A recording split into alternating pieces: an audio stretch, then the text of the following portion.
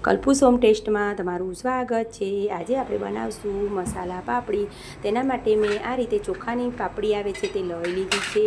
સાથે એક મીડિયમ સાઇઝનું મેં ટામેટું લઈ લીધું છે અને ટામેટાને આપણે સરસ પાકવું હોય તેવું લેવાનું। અને સાથે એક મીડિયમ સાઇઝની મેં ડુંગળી લઈ લીધી છે। ડુંગળીને આપણે સરસ એવી છોલી લઈશું।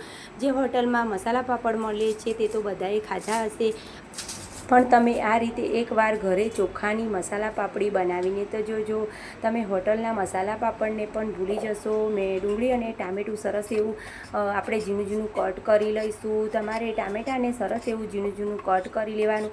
ડુંગળી ટામેટાં તમારે જો વધારે ઓછા કરવા હોય તો તમે કરી શકો છો, પણ બે મસાલા પાપડી માટે એક મીડિયમ સાઇઝનું ટામેટું અને એક મીડિયમની સાઇઝની ડુંગળી આપણે પરફેક્ટ માપ છે। મેં ડુંગળીને પણ ઝીણી ઝીણી કટ કરી લીધી છે।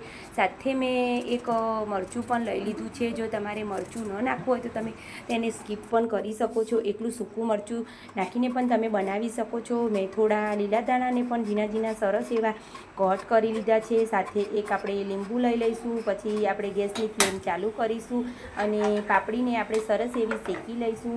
તમારે પાપડીને થોડી થોડી શેકાવા જાઓ અને રૂમાલમાં થોડી દબાવતા જવાનું, તેથી તમારી પાપડી સરસ એવી સીધી રહેશે। મેં આ રીતે શેકતા જઈને થોડી થોડી વચ્ચે વચ્ચે રૂમાલમાં આ રીતે હાથમાં લઈને દબાવી લીધી છે, તેથી આપણી પાપડી સરસ એવી સીધી શેકાઈ જશે। મેં બે પાપડી શેકીને રેડી કરી લીધી છે। પછી આપણે પાપડી શેકાઈ જાય પછી ઉપરથી ઝીણા ઝીણા જે ટામેટાં કટ કરીને રાખ્યા હતા તે નાખી દઈશું, ડુંગળી નાખી દઈશું અને પછી ઉપરથી થોડું એવું લાલ મરચું પાવડર નાખી દઈશું અને ચાટ મસાલા પાવડર નાખી દઈશું। જો તમારે કાળું મીઠું નાખવું હોય તો તે પણ તમે નાખી શકો છો।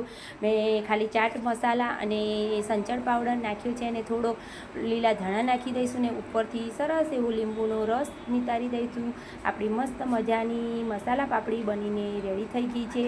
તમે જોઈ શકો છો, જોતાં જ ખાવાનું મન થઈ જાય એવી આપણી મસાલા પાપડી બનીને રેડી થઈ ગઈ છે।